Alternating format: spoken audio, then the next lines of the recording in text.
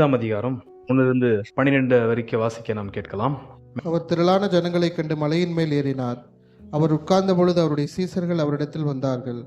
அப்பொழுது அவர் தமது வாயை திறந்து அவர்களுக்கு உபதேசித்து சொன்னது என்னவென்றால், ஆவியில் எளிமையுள்ளவர்கள் பாக்கியவான்கள், பரலோக ராஜ்யம் அவர்களுடையது. துயரப்படுகிறவர்கள் பாக்கியவான்கள், அவர்கள் ஆறுதல் அடைவார்கள்.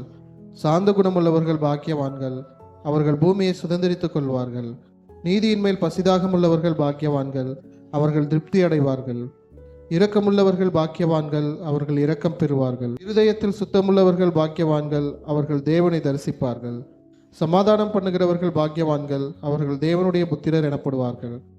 நீதி நிமித்தம் துன்பப்படுகிறவர்கள் பாக்கியவான்கள், பரலோக ராஜ்யம் அவர்களுடையது. என் நிமித்தம் உங்களை நிந்தித்து துன்பப்படுத்தி பலவித தீமையான மொழிகளையும் உங்கள் பேரில் பொய்யாய் சொல்வார்களானால் பாக்கியவான்களாய் இருப்பீர்கள். சந்தோஷப்பட்டு கலிகூறுங்கள், பரலோகத்தில் உங்கள் பலன் மிகுதியாயிருக்கும். உங்களுக்கு முன்னிருந்த தீர்க்கதரிசிகளையும் அப்படியே துன்பப்படுத்தினார்களே. When Jesus saw the crowds, he went up on the mountain, and after he sat down, his disciples came to him. He opened his mouth and began to teach them, saying, Blessed are the poor in spirit, for theirs is the kingdom of heaven. Blessed are those who mourn, for they shall be comforted. Blessed are the gentle, for they shall inherit the earth. Blessed are those who hunger and thirst for righteousness, for they shall be satisfied. Blessed are the merciful, for they shall receive mercy. Blessed are the pure in heart, for they shall see God. Blessed are the peacemakers, for they shall be called sons of God. Blessed are those who have been persecuted for the sake of righteousness, for theirs is the kingdom of heaven. Blessed are you when people insult you and persecute you and falsely say all kinds of evil against you because of me. Rejoice and be glad, for your reward in heaven is great. For in the same way they persecuted the prophets who were before you. இன்றைக்கு செய்தி அடின் தியானித்ததிலிருந்து தொடங்காமல் உங்களிடத்திலிருந்து தான் இன்றைக்கு தியானித்த செய்தியை நான் தொடங்க விரும்புகிறேன். உங்கள்கிட்ட ஒரு அருமையான கேள்வியை கேட்டு அந்த கேள்விக்கு பதில் பார்த்த பிறகு வசனம் 6 இன்றைக்கு நாம் ஷார்ட்டாக பார்த்து முடிக்க இருக்கிறோம். வசனம் 6 நாம் பார்ப்பதற்கு முந்தி உங்களுக்கு நான் கேட்கிற கேள்வி என்னவென்றால், நமக்கு உண்டாகிற பசி என்றால் பசிதாகம் உள்ளவன் பாக்கியவான் என்று வேதவாக்கியம் சொல்லப்பட்டிருக்கிறது. ஆனால் உலகத்தார்ட்ட கேட்டீங்கன்னாக்கா பசிதாகம் உள்ளவன் அல்ல பாக்கியவான், நல்ல ஆகாரத்தை சாப்பிட்டு திருப்தியா இருக்கிறவன் தான் பாக்கியவன் என்று உலகத்தார் சொல்லுவார்கள். ஆனால் கர்த்தர் சொன்ன வார்த்தை பசிதாகம் உள்ளவன் பாக்கியவன் என்று இந்த இடத்துல சொல்லியிருக்கிறார். நான் உங்கள்கிட்ட இப்ப கேட்கிற கேள்வி, உண்மையிலே பசி என்பது நமக்கு பாக்கியம் உள்ளதா? உண்மையிலே பசி நமக்கு நல்லதா கெட்டுதா? உண்மையிலே பசி என்பதான ஒரு அனுபவம் நமக்கு தேவைதானா இல்லையா? Is feeling of hungry good or bad? இதுக்கு நீங்கள் பதில் சொன்ன பிறகு நாம் கீழே போக இருக்கிறோம். பசிதாகம் நல்லது என்று நீங்கள் சொல்கிறீர்கள், காரணம் என்ன? பசிதாகம் நல்லது என்று நீங்கள் சொன்னால் அது எவ்வளோ ஒரு பாரமான விஷயம். அந்த உணவை சமைச்சு சாப்பிடுற அளவுக்கு நமக்கு நேரமும் பணமும் வேலையும் சமயமும் அதிகமாக எடுத்துக்கொள்கிறது. எந்த இடத்துல பசி நல்லதுன்னு நீங்க சொல்றீங்க? பசி இல்லைனாக்கா சோம்பேறித்தனமும், பசி இல்லைனாக்கா வேலை செய்வதற்கான எண்ணம் இல்லாமல் நாம அப்படியே பத்த படிக்காவே ஒரு இடத்துல ஒரு விக்கிரகமா இருந்துருவோம். இப்போ மனிதர் செய்து வைக்கிறாங்க பாருங்க விக்கிரகம், அதுங்களுக்கு பசியும் இல்லை ஒண்ணுமே இல்லை. தான் இன்னைக்கு வசந்த வாசிக்கிறது போல, காதை உண்டாக்கினவர் கேளாரோ, நாவை உண்டாக்கினவர் பேசாரோ, கண்களை உண்டாக்கினவர் காணாரோ. பயங்கரமான வார்த்தை அது. யாரு? நம்முடைய கர்த்தர். இந்த மாதிரி அவயவங்களை உருவாக்கின கர்த்தர் அவைகள் இல்லாமல் இருக்கிறதாக நாம் பாவிக்க கூடாது. நம்முடைய கர்த்தரை பற்றி அவருக்கு என்ன தெரியும்? கஷ்டன்ட்டு நீங்கள் நானும் பேச முடியாது. பசியை உண்டாக்கினவர் அவர், தாகத்தை உண்டாக்கினவர் அவர். இந்த பசி தாகம் பாவத்தினால வந்தது கிடையாது. ஆதாம கர்த்தரை உண்டாக்கி பார்வைக்கு இன்பமும் புசிப்புக்கு நலமுமான உணவுகளை கர்த்தர் ஏற்படுத்தி ஏராளமாய் தாராளமா புசி என்று கர்த்தர் சொல்லியிருந்தார். யாருக்கு? ஆதாமுக்கு. பசியில் இருக்கிற ஒரு நல்ல காரியத்தையும் பசியில் இருக்கிற ஒரு தீமையை மாத்திரம் இப்போ நான் சொல்லிட்டு, வேதத்தில் முக்கியமாக மத்திய இருந்த சுவிசேஷத்தில் போஜனத்தை பற்றி ரொம்ப இடத்துல நாம் பார்க்க இருக்கிறோம். ரொம்ப இடத்துல சம்பவங்கள் சொல்லப்பட்டிருக்கிறது. பசியில் அநேக நன்மையான விஷயங்கள் அடங்கி இருக்கிறது. முதலாவது காரியம் நேச்சுரல் கியூ என்று சொல்லப்படுகிறது. அதாவது நம்முடைய சரீரத்தில் பசி உண்டாகும் பொழுது நம்முடைய சரீரத்தில் இருக்கிற ஒட்டுமொத்த செல்ஸும் வேலை செய்வதற்கு ஆயத்தமாக இருக்கும். அப்படி வேலை செய்ய ஆயத்தமாக இருக்கும் பொழுது பசியாக இருக்கிறவங்களுக்கு பார்த்தீங்கன்னாக்கா சுகர் லெவல் ஆட்டோமேட்டிக்காக கம்மியாகும். அந்த பசி எப்படி ஆரம்பிக்கப்படுறது? ஏன்னா எங்க கர்த்தர் பசியை பற்றி பேசியிருக்கிறார். அந்த பசி எப்படி கர்த்தர் வேதத்தில் முக்கியமாக மத்தியில் இந்த சுவிசேஷத்தில் அநேகருக்குடைய பசியை தீர்த்திருக்கிறார் என்பதை நான் உங்களுக்கு காண்பிக்க விரும்புகிறேன். நம்முடைய ஆண்டவராகிய இயேசு கிறிஸ்துவும் நல்ல போஜனம் சாப்பிட்றவராக தான் இருந்தார். பூமியில நல்ல திராட்சரசத்தை குடிக்கிறவரும் நல்ல போஜனம் சாப்பிட்ற ஒரு நபராக தான் இருந்தார். ஆகியால் தான் அவரை பார்த்து சொன்ன வார்த்தை இஸ் அ கிளட்டனஸ், போஜன பிரியன் என்று இயேசுன்னு அதற்கு பட்டத்தை கொடுத்துட்டாங்க. யாருக்கு? பரிசேயர் சதுசேயர். யார்? நல்லா சாப்பிட்றவர். ஆனால் யோவான் ஸ்நானன் சாப்பிட்றதெல்லாம் கிடையாது. அவர் வெறும் காட்டு தண்ணி வெட்டிக்கிறி அப்படி சாப்பிட்டு ஜோபில் கொஞ்சம் போட்டு வந்திருந்தார். அதை பார்த்துட்டு இந்த ஆளுக்கு பிசாசு பிடிச்சிது மாத்திரம் அந்த ஆளுக்கு இந்த ஆளுக்கு பசியும் வர மாட்டேங்குது, நம்மள மாதிரி சாப்பிட்றதே இல்லைன்னு சொல்லிட்டு இவருக்கு பிசாசு பிடிச்ச ஒரு பட்டம் யோவானுக்கும் போஜன பிரியன் என்பதான பட்டம் கர்த்தருக்கும் கொடுத்துட்டாங்க. ஏன்னா கர்த்தர் எங்கே பார் சாப்பிட்றதெல்லாம் கர்த்தர் தான் இருக்கிறாரு. அவர் சாவுற அன்னைக்கு கூட என்ன பண்ணாரு? பஸ்கா பண்டிகை சாப்பிட்டு தான் போய் செத்துருக்கிறாரு. நீங்கள் நான் சாவுற அன்னைக்கு சாப்பிடுவோமா? இன்னைக்கு சாவுறோன்னு தெரிஞ்சு இன்னைக்கு அரெஸ்ட் ஆக போகிறோம், நாளைக்கு நம்மளை போட்டு கொடூரமாக கொல்ல போகிறாங்கன்னு தெரிஞ்சால் நீங்கள் நானும் திருப்தியாக சாப்பிடுவோமா? கர்த்தர் அன்றைக்கி தான் பெரிய ஃபீஸ்ட், பெரிய பண்டிகை. இப்போ யாருக்கு பஸ்கா பண்டிகை இருக்குது இல்லையோ, நம்ம 13 பேருக்கு இருக்கணும் அப்படின்னு சொல்லிட்டு ஒரு பெரிய எடுத்த செம்மையை அரேஞ்ச் பண்ணி இவர் எவ்வளோ சாப்பிட்டாருன்னு தெரியல முடியாது ஆண்டவர். ஆனால் கூடுகுருங்க எக்கச்சக்கமாக சாப்பிட்டாங்க. அந்த எவ்வளோ ஆடை வெட்டினாங்கன்னு தெரில. ஒரு ஆடை வெட்டி 13 பேர் சாப்பிட்டாங்களா அல்லது 2 ஆடை வெட்டி சாப்பிட்டாங்களான்னு தெரில. சாப்பிட்டு மயங்கி கெடுகிறாங்க. எங்க கெத்செமனே தோட்டத்தில் ஓடக்கூட முடிஞ்சிருக்காது. அதனால கத்தி எடுத்து அறுத்துட்டா இருக்காது. அதுக்கப்புறம் தப்பிச்சின்னு ஓடுறாங்க 12 பேரும். ஸோ பசியில் இருக்கிற ஒரு விஷயம், அநேக காரியங்கள் இருக்குது. நேச்சுரல் கியூன்றாங்க, பிறகு ப்ரொமோட்ஸ் ஃபேட் லாஸ். உள்ளத்தில் இருக்கிற அந்த கொழுப்பு சத்தத்தை பசி தான் கருகிது. பசி எடுக்கிற நேரத்தில் அந்த கொழுப்பு சத்தம் தான் பேலன்ஸ் பண்ணுது நம்முடைய பசி நேரத்தில். அந்த கொழுப்பை கரிக்கிறது இந்த நம்முடைய ஹங்கரி, பசி என்று விஞ்ஞானபூர்வமாக ஆட்கள் நிரூபித்திருக்கிறார்கள். அது மாத்திரமல்ல, இந்த பசி நேரத்தில் தான் உணவை நம்மளால் ருசியாக சாப்பிட முடியும். புரிஞ்சுதுங்களா? அந்த ஒரு என்ஜாய்மெண்ட்டை என்ஹான்ஸ் பண்ணுறது பசி தான். அதில் முக்கியமான விஷயம் என்னவென்றால் செல்லுலர் ஹெல்த் என்று சொல்லப்படுற ஒரு அம்சம் இருக்கிறது. எப்போ இந்த பசி எடுக்கும் பொழுது அதை தான் இந்த ஹாட்டோஃபகி அல்லது ஹாட்டோஃபஜி என்று சொல்லப்படுகிற ஒரு குறிப்பிட்ட செல் ரொம்ப பயங்கரமாக செயல்படுகிறது. ஓகே, ஸோ அதெல்லாம் கொண்டிடல இப்போ சொல்ல வேண்டிய கட்டாயம் கிடையாது. ஆனால் இந்த பசி எப்படி உண்டாகிறது என்று சொல்லி பசியில் இருக்கிற 2 விஷயம் இருக்குது. ஒன்று ஃபிசிக்கல் ஹங்க்ரி, ரெண்டாவது சைக்கலாஜிக்கல் ஹங்க்ரி. இந்த சைக்கலாஜிக்கல் ஹங்க்ரி ரொம்ப டேஞ்சர். அதை மாத்திரம் நான் இப்போ சொல்லி முடிச்சிடுறேன்.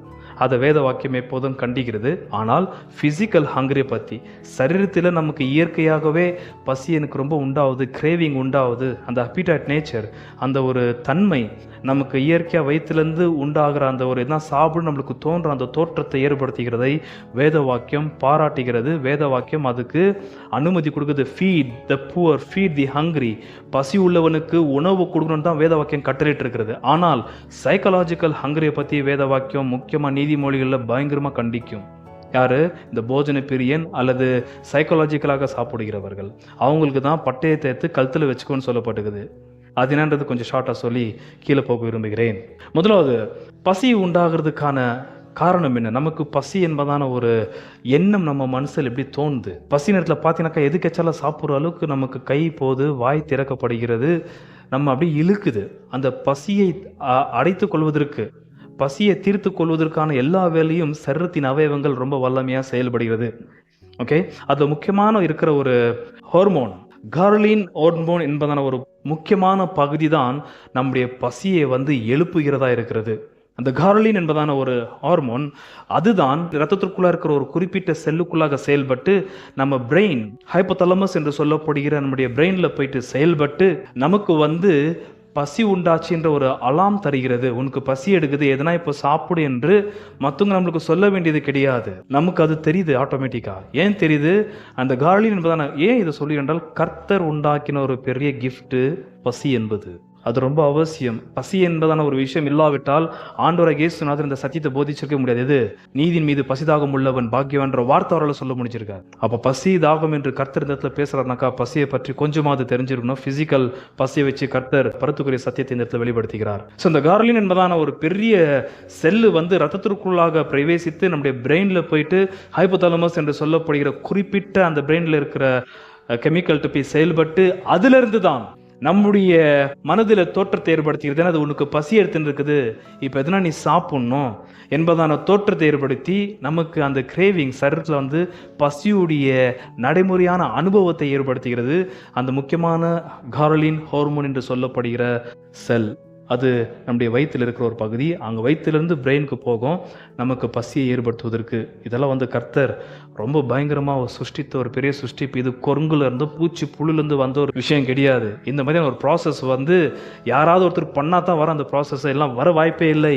ஓகே, இது இயற்கையாக வருகிறது. இந்த ஒரு இயற்கையாக வருகிற பசி குழந்தைகளுக்கு வரணும், பெரியவங்களுக்கு வரணும், எல்லாருக்கும் வரணும். வரும் பொழுது அதுக்கு ஏற்ற நேரத்தில் அந்த உணவு நீங்கள் நானும் கொடுத்துடணும். பசங்க முக்கியமாக சிறு பிள்ளைகளுக்கும் வாலிப பிள்ளைகளுக்கும் இளைஞர்களுக்கும் அந்த பசிதாக வரும் பொழுது உணவு கொடுத்து அந்த பசியை அடைப்பதற்கு நாம் முடிஞ்ச அளவுக்கு முயற்சி செய்யணும். பசியான நேரத்தில் வீட்டில் உணவு இருக்க வேண்டும். அது வேதத்தில் போகும்போது அது எவ்வளோ முக்கியன்றது உங்களுக்கு புரியும். இன்னொன்று இருக்கிற இந்த பிரச்சனை என்னவென்றால், இந்த சைக்காலஜிக்கல் ஹங்கர் அது ரொம்ப டேஞ்சர். அதுக்கு பேர் தான் ஓவர் ஈட்டிங் என்று சொல்கிறாங்க இல்லையா?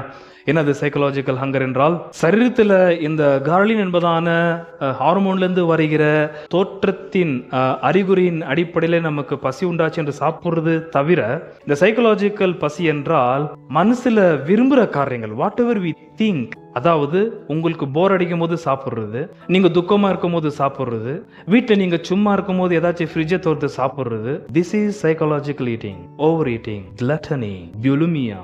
இது ரொம்ப டேஞ்சர். இது நீங்கள் நானும் பழக்கப்படுத்தி கொள்ளவே கூடாது. அது நம்ம பசங்களுக்கு சின்ன வயசுல ரொம்ப பழக்கம். பசங்க சாப்பிடலாம் பரவாயில்ல, அதுக்கு ஏற்ற மாதிரி வேலை செய்கிறாங்க. பசங்களை பெற்றெடுத்த பெற்றோர்களே, உங்களுக்கு அந்த பழக்கம் இருக்கக்கூடாது. சில பேர் வீட்டில் உட்காந்தாலும் எதுனா சாப்பிட்டுன்னு இருக்கணும்னு தோணும். அந்த சைக்காலஜிக்கல் ஈட்டிங், அந்த சைக்காலஜிக்கலாக நீங்கள் சாப்பிட்ற உணவு வந்து வேத வாக்கியம் கண்டிக்கிறது. அதுக்கெல்லாம் உங்களுக்கு எனக்கு நீதிமொழிகள் போனால் தான் உங்களுக்கு ஸ்ட்ரைட் ஃபார்வர்டாக எக்ஸ்பீரியன்ஷியலான ஒரு சம்மரி போல வசனங்கள் நீதிமொழியில் சொல்லப்பட்டிருக்கும். அந்த மாதிரி சாப்பிட்றவங்களை பற்றி நீங்கள் அப்படி சாப்பிட தொடங்கினால், முதலாவது உங்களுடைய ஆபிசிட்டி ஜாஸ்தி வந்துச்சுனாக்கா, அந்த ஆபிசிட்டி எதை கொள்ளனாக்கா, நான் சொன்ன இந்த கார்லின் என்பதான ஒரு பெரிய அந்த ஹார்மோனை கொன்றும். அது கொன்னுச்சுனாக்கா உங்களுக்கு இயற்கையான பசி வராது. But you always have meal because of your psychology. சாப்பிட்டுன்னு இருப்பீங்க, பசினால் சாப்பிட்றது கிடையாது. உங்களுக்கு சாப்பிட்ற அந்த ஒரு பழக்கம் உங்களுடைய மன ரீதியில உண்டானபடியால் சாப்பிட்டுட்டே இருப்பீங்க, பசினால கிடையாது. சும்மா இருக்கும்போது சாப்பிடணும்னு தோணும், அது பண்ணக்கூடாது. சும்மா இருக்கும்போது ஏதாவது வேலை செய்யணும், சும்மா இருக்கும்போது ஏதாவது பயிற்சி செய்யணும். சோம்பேறித்தனமாக இருக்கிற நான் சும்மாவே இருக்கிறேன்னு சொல்லிட்டு சாப்பிட்றத வந்து ஒரு டைம் பாஸ் ஆக்கிடக்கூடாது.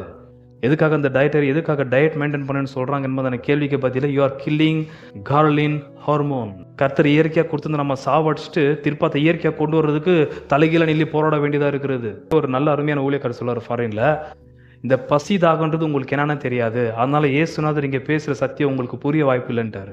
ஏன் எப்போவுமே ஃபுட்டு வந்து ஸ்டோரேஜ் ப்ரிசர்வ் பண்ணி வச்சிருக்காங்க அவங்க வீட்டில். உங்களுக்கு பசியை இயற்கையை எடுக்காதபடிக்கு சாப்பிட்டுட்டே இருக்கிறீங்க நீங்கள் சைக்காலஜிக்கலான்றாங்க அவங்க. ஆண்டு தெய்வில் உங்களுக்கு அடியன் கொடுக்குற ஒரு சின்ன எச்சரிப்பு, இயற்கையாக வருகிற பசியை வைத்து நீங்கள் உணவை புசிக்க வேண்டும். உங்கள் மனசுக்குள்ள தோன்ற தோற்றத்தின்படி நீங்கள் ஆகாரம் புசிக்க கூடாது. பசி நேரத்தில் நீங்கள் எவ்வளோ விருப்பி சாப்பிடலாம். எப்போ உங்களுடைய அந்த கார்லின் ஹார்மோன் வந்து நிறுத்துன்னு சொல்லுதோ, அது நிறுத்தாமல் நீங்கள் ஓவர் ஈட் பண்ணீங்க, உள்ளே இருக்கிற அந்த செல்ஸ் அந்த ஹார்மோனை வந்து நீங்கள் நானும் கொன்னுடணும். அப்படி கொல்ல போகக்கூடாது. கொன்னுனாக்கா நம்மளுக்கு பசியே தெரியாது, 4-5 முறை சாப்பிட்டே இருப்போம். அதனால பெரிய பெரிய விளைவுகள் வருகிறது. மத்திய இந்த சுவிசேஷத்தில் இப்போ வேதத்தில் சில விஷயங்களை காண்பிக்கிறேன்.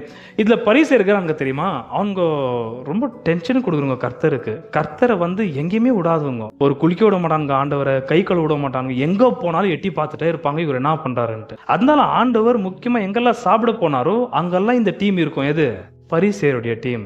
இவங்களுடைய 3 விஷயம், எங்க சாப்பிடணும், எப்படி சாப்பிடணும், எப்போ சாப்பிடணும். யாருது? இந்த பரிசேயருடைய ஒரு பெரிய மத திட்டங்கள் அவங்களுக்கு. கர்த்தர் எங்க உணவு வச்சிருக்கிறாரோ ஆண்டவருக்கு ஸ்தோத்திரம் செலுத்தி, அதை பற்றியெல்லாம் இங்கே 1 தீமோத்தேயு பற்றி பேசும்போது தெளிவாக போதித்திருக்கிறோம். இதை புசிக்காது, அதை புசிக்காது, இது இப்போ சாப்பிடணும், அது அப்புறம் சாப்பிடணும். பசி எடுத்தாக்கா ஆர்டராக என்ன சாப்பிடணுமோ அந்த நேரத்தில் சாப்பிடணும், அவ்வளோதான். அது குடிசலனா இருக்கட்டும், இல்லை கோபுரத்துலனா இருக்கட்டும், எங்கே இருந்தாலும் பசிக்கு அந்த நேரத்தில் கர்த்தர் உணவு கொடுத்தாரா அங்கே சாப்பிடணும். ஆனால் இந்த பரிசேயர் இருக்கிறாங்க தெரியுமா, இவங்க பண்ண அட்டகாசம் கொஞ்சம் நான் உங்களுக்கு சொல்ல விரும்புகிறேன். 12ஆம் அதிகாரம் மத்திய எழுதின சுவிசேஷம் 1-4 கவனிங்க. இங்கேருந்து கொஞ்சம் இன்ட்ரெஸ்டிங்காக இருக்கும். அக்காலத்தில் இயேசு ஓய்வு நாளில் பயிர் வழியே போனார். அவருடைய சீசர்கள் பசியாயிருந்து கதிர்களை கொய்து தின்ன தொடங்கினார்கள். நல்லா கவனிச்சிங்களா? சீசர்களுக்கு என்ன ஆச்சு? பசியாயிருந்தனால அவங்க அந்த கதிர்கள், என்ன கதிர் போட்டிருந்தாங்கன்னு தெரியல, எக்ஸாக்டா என்ன தமிழ்ல கதிர்னா. At that time Jesus went through the grain fields on the Sabbath and his disciples became hungry and began to pick the heads of grain and eat. Khan வந்துச்சு உங்களுக்குள்ள. விதைகள், தமிழ்ல விதைகளா, கதிர்கள். அந்த கதிர்களை எடுத்து அவங்களுக்கு பசிக்கு பக்கத்தில் என்ன ஆகுதோ எடுத்து சாப்பிட்றாங்க. ஏன்னா ஒரு யார் வயலுன்னு தெரில, அவங்க இயேசுநாதர் சீஷரில் யாராவது ஒருத்தர் வயலான்னு தெரில, ஏதோ அந்த வழியாக கர்த்தர் போயிட்டாரு. போகிற நாள் வந்து ஓய்வு நாள், சப்பத்து நாள், 7வது நாள். நடந்து போயிட்டு இருக்கிறாங்க. போகும்பொழுது பசி சீஷர்களுக்கு. அதனால என்ன பண்ணுங்க, கதிர்களை சாப்பிட ஆரம்பிச்சுறாங்க பசிக்கு. என்ன நடக்குது அப்படிங்கள்? வசனம் 2. பரிசேயர் அதை கண்டு அவரை நோக்கி, இதோ ஓய்வு நாளில் செய்யத்தகாததை உம்முடைய சீசர்கள் செய்கிறார்களே என்றார்கள். பசிக்கு சாப்பிடுறது ஓய்வு நாளுக்கு தகாத காரியமா? ஓய்வு நாள்னா சோறு சாப்பிடக்கூடாதா? ஓய்வு நாளுக்கு பசி வராதா? ஓய்வு நாளுக்கு தாகம் வராதா? கர்த்தர் படைக்கும் முன்னாடி படிச்சிருக்க கூடாது, 7வது நாள் பசிதாக ஒன்றும் வராது உனக்கு. ஓய்வு நாள் அன்று உங்களுடைய சீஷர்கள் தகாத காரியங்களை செய்து கொண்ட. ஏன்னா தகாத காரியங்களை? பசி எடுக்குது, இருக்கிறது ஏதோ செடியை கிடி பிச்சு சாப்பிட்டுங்கிறாங்க அவங்க. So when you have to eat meal, அது உங்களது பிரச்சனை. உங்களுது எப்போ சாப்பிடணும்? கர்த்தர் கொடுக்குற பதில் பயங்கரமா இருக்கு. எனக்கு பிடிக்கும் ஆண்டவர். பாருங்க, இந்த மாதிரி இயற்கையான பசி, அந்த பசி நேரத்துல நீங்கள் பிழை போட்டுக்கிறது கர்த்தர் ரொம்ப விரும்புறாரு. 2-3 வாசிங்க. பரிசேயர் அதைக் கண்டு அவரை நோக்கி, இதோ ஓய்வு நாளில் செய்யத்தகாததை உம்முடைய சீசர்கள் செய்கிறார்களே என்றார்கள். அதற்கு அவர், தாவீதும் அவனோடு இருந்தவர்களும் பசியாயிருந்த போது செய்ததை நீங்கள் வாசிக்கவில்லையா? எடுக்கிறார் இன்னொரு பசி சப்ஜெக்ட். ஓகே, பசி நேரத்துல இவங்க கதிர்களை எடுத்து தேய்ச்சி சாப்பிடுறது உங்களுக்கு தகாது, ஓய்வு நல்ல தகாத காரியம்ன்றீங்க. சரி, பழைய ஏற்பாட்டுல தாவீது பசியா இருந்தா ஞாபகம். கர்த்தர் இன்னொரு ஸ்டெப்பு போறாரு. எங்க கொண்டு போறாரு? பசி நேரத்துல கர்த்தர் என்ன வச்சிருக்கிறார் அதை சாப்பிட்டு தான் அவனை பசி. அவனுக்கு பசி என்பது கர்த்தர் அருளின பெரிய ஈவு. அது அவன் ஆரோக்கியமாகிறான் என்பதான அடையாளமே உங்களுக்கு வர இயற்கையான பசி தான். வாசிங்க 3 நாள். அதற்கு அவர், தாவீதும் அவனோடு இருந்தவர்களும் பசியா இருந்தபோது செய்ததை நீங்கள் வாசிக்கவில்லையா?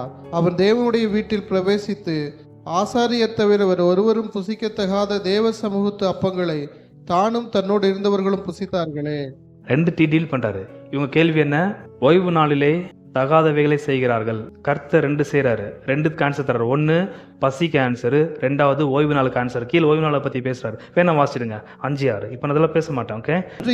ஓய்வு நாட்களில் ஆசாரியர்கள் தேவாலயத்தில் ஓய்ந்திராமல் ஓய்வு நாளை வேலை நாள் ஆக்கினாலும் குற்றமில்லாது இருக்கிறார்கள் என்று. அப்ப 5ல பேசப்படுறது ஓய்வு நாள், 4ல பேசுறது பசி. ஓகே.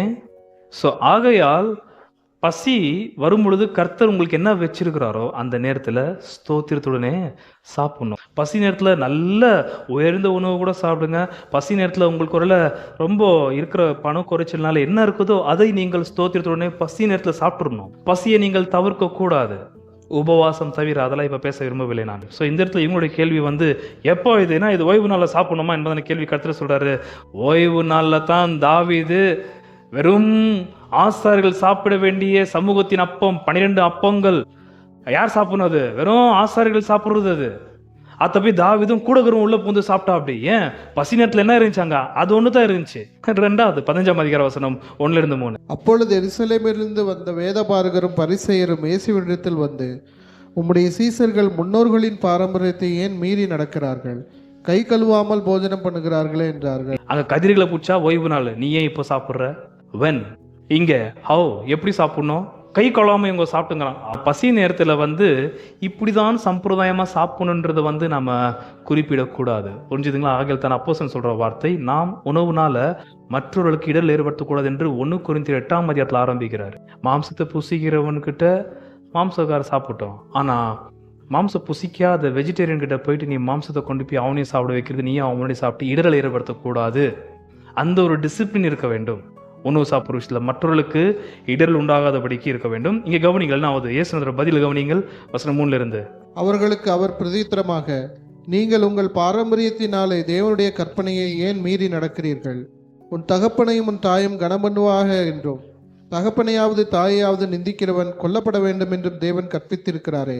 நீங்களோ எவனாகிலும் தகப்பனையாவது தாயையாவது நோக்கி, உனக்கு நான் செய்யத்தக்க உதவி எது உண்டோ அதை காணிக்கையாக கொடுக்கிறேன் என்று சொல்லி தன் தகப்பனையாவது தன் தாயையாவது கனம் பண்ணாமற் போனாலும் அவனுடைய கடமை தீர்ந்தது என்று போதித்து நீங்கள் பாரம்பரியத்தினாலே தேவனுடைய கற்பனை அவமாக்கி வருகிறீர்களே. நிறுத்துங்க, ரொம்ப காமெடியான சீனு. கிறிஸ்துக்கிட்ட அவங்க கேட்ட கேள்விக்கு ஆண்டவர் பதில சொல்ல. ஏன் கை கழுவாம சாப்பிட்றாங்கன்றதுக்கு இயேசுநாதர் பதில் கொடுக்கல.